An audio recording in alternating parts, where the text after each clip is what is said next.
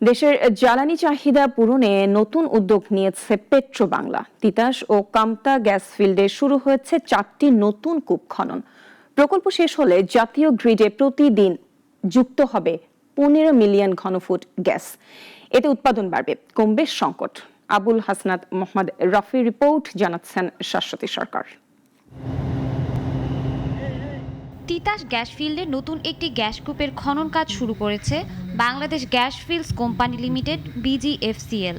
সোমবার দুপুরে সদর উপজেলার সুহিলপুরে তিতাস গ্যাস ফিল্ডের সি লোকেশনে 28 নম্বর কূপের খনন কাজের উদ্বোধন করেন পেট্রোবাংলার পরিচালক মোহাম্মদ শোয়েব।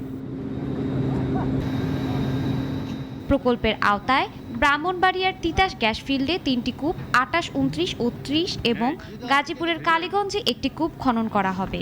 তিতাস 28 কূপটি প্রায় 3600 মিটার গভীরতায় দিক নির্দেশিত পদ্ধতিতে খনন করা হচ্ছে, যা সম্পন্ন হতে আনুমানিক 110 দিন সময় লাগবে।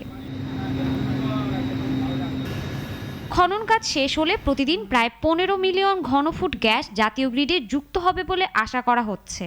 পর্যায়ক্রমে 4টি কূপ থেকে দৈনিক প্রায় 55 মিলিয়ন ঘনফুট গ্যাস জাতীয় গ্রিডে যুক্ত হওয়ার সম্ভাবনা রয়েছে। তিতাসের 28 নম্বর কূপটির খনন কাজ করছে একটি চীনা প্রতিষ্ঠান।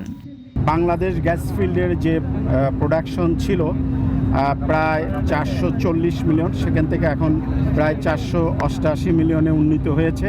কম্প্রেসর এবং হবিগঞ্জ 5 প্রোডাকশনে আসার পর আমাদের যে প্রোগ্রাম রয়েছে ড্রিলিং এবং ওয়ার্ক ওভারে, তাতে আমি খুবই আশাবাদী। এই 3টা কূপ, বিশেষ করে তিতাস 28, 29, 30, আমরা আশা করি এটা এই ডিসেম্বরের ভিতরে এই 3টা কূপ হয়ে যাবে। এই 3টা কূপ থেকে আমরা আশা করি যে অন্তত 45 মিলিয়ন কিউবিক ফুট গ্যাস জাতীয় গ্রিডে যুক্ত করতে পারবো। আর কামতা শেষ হলে ওখান থেকে আরও 10 মিলিয়ন ঘনফুট গ্যাস গ্রিডে যুক্ত করব। বর্তমানে তিতাস গ্যাস ফিল্ডে মোট 27টি কূপ রয়েছে। এর মধ্যে 5টি বন্ধ এবং অবশিষ্ট 22টি কূপ থেকে দৈনিক প্রায় 354 মিলিয়ন ঘনফুট গ্যাস জাতীয় গ্রিডে সরবরাহ করা হচ্ছে। জাতীয় জ্বালানি নিরাপত্তা জোরদারে BGFCL এর আওতায় বর্তমানে 5টি প্রকল্প চলমান। এছাড়াও ভবিষ্যতে নতুন কূপ খনন, ওয়ার্ক ওভার ও ভূকম্পন জরিপের মাধ্যমে গ্যাস উৎপাদন আরও বৃদ্ধির পরিকল্পনা গ্রহণ করা হয়েছে। শাশ্বতী সরকার, নাগরিক।